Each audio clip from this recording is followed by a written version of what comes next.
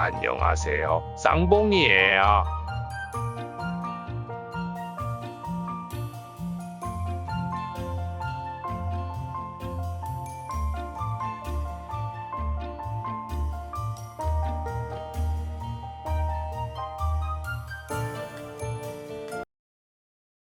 무선 기술 회사 퀄컴이 스웨덴의 자율주행차 기술 개발 업체 비오니어 인수를 추진 중입니다.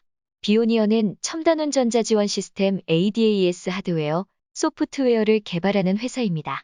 퀄컴은 비오니어 인수를 통해 자사의 자율주행차용 반도체 사업과의 시너지를 노리는 것으로 알려졌습니다.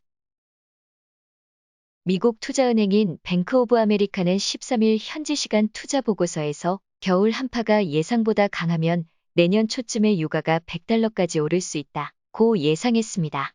분석가는 산유국들이 원유 증산에 나서고 있지만 수요가 더 빠르게 뛰고 있다며 추운 날씨는 천연가스 등 다른 에너지와 함께 유가를 밀어 올리게 될 것이라고 했습니다. 다만 델타 변이 확산에 따른 경기 둔화와 미 중앙은행의 긴축 움직임, 중국발 부채 위기, 이란산 원유의 시장 유입 등은 유가의 추가 상승을 제한하는 요인으로 작용할 수 있다고 합니다.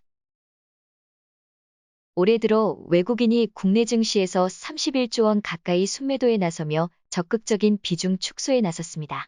하지만 외국인이 9월 들어선 반도체주와 최근 핫한 철강주를 담았습니다. 삼성전자, SK하이닉스, 포스코, 기아, SK바이오사이언스, HLB, LNF 등을 매수했습니다.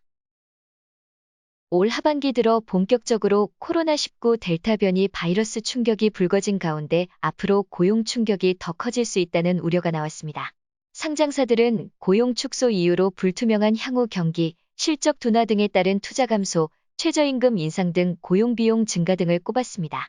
상대적으로 우량한 국내 기업도 고용을 축소하고 있습니다.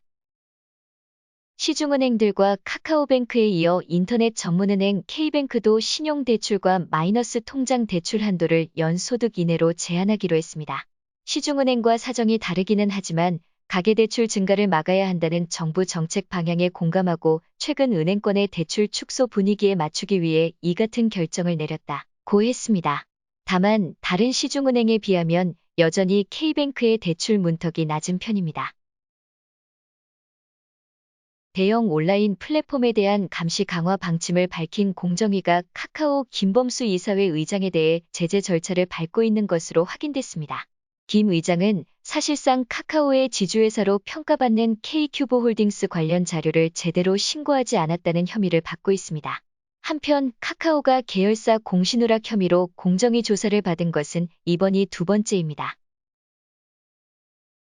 13일 업계에 따르면 SK그룹은 오는 14일 유가증권 시장에 상장하는 SK리츠를 통해 종로타워 인수를 타진하고 있답니다.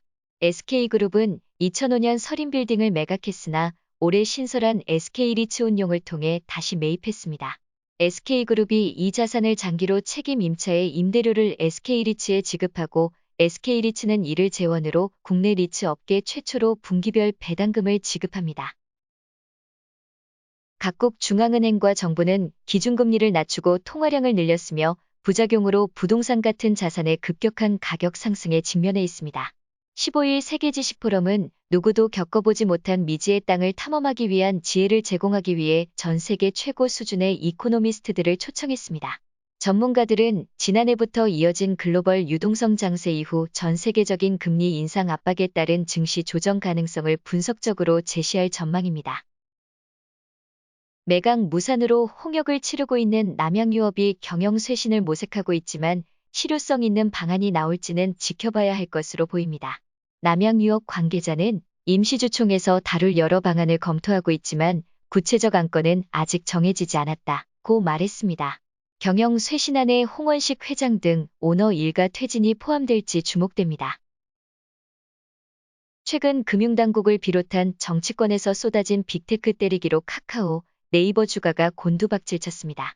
카카오페이는 다음 달 14일 상장을 앞두고 금소법 위반 여부에 따라 증권신고서도 다시 수정해야 할 처지입니다. 금감원 관계자는 자진정정하든 정정 요구를 하든 해야 한다며 여러 가지 내용을 정정해야 하기 때문에 간단한 문제는 아니다. 공모 절차가 지연될 가능성도 있다. 고도했습니다.